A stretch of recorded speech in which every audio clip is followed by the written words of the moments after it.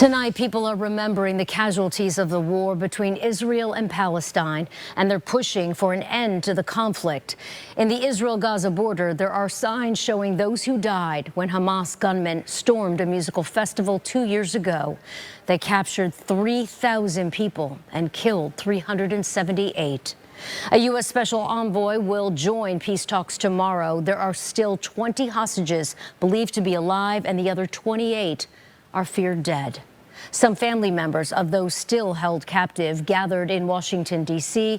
to push for the release of the remaining hostages.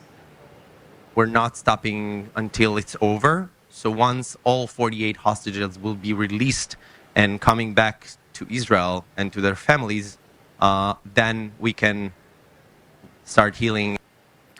There has been growing global condemnation of Israel's treatment of Palestinian civilians. The Hamas-run Gaza Health Ministry says more than 67,000 Palestinians have been killed and more than 169,000 others wounded in Gaza. Some of the families say once the war is over, they want accountability.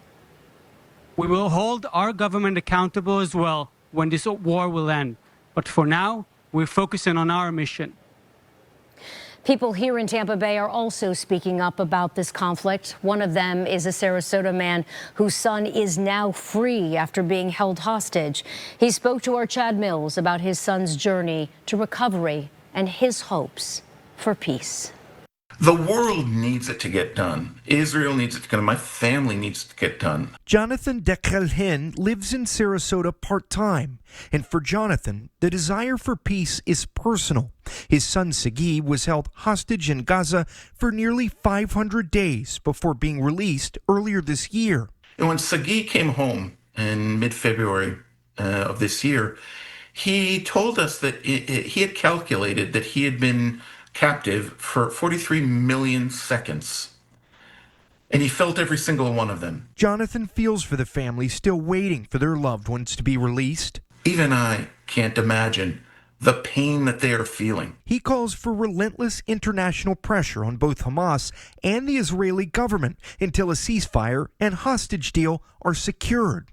And he thinks most of that pressure will have to come from the White House. The only conditions through which hostages come home alive, if at all, is through intense, nonstop pressure from the Oval Office. In St. Petersburg, a group gathered Tuesday night to call attention to the humanitarian crisis in Gaza. One of the protesters, Carla Correa with the Pinellas Democratic Socialists of America, said the suffering there cannot be ignored. It is a genocide and it needs to end. People are pressuring their governments to stand with Palestine because it's the right thing to do. For Jonathan, ending the conflict and ensuring lasting peace means rebuilding not just Gaza, but a sense of humanity after a long divide. How do we defuse that? 2 years after the war began and months after his son's return, Jonathan can finally breathe again, but he hopes others soon can too. Chad Mills, Tampa Bay 28.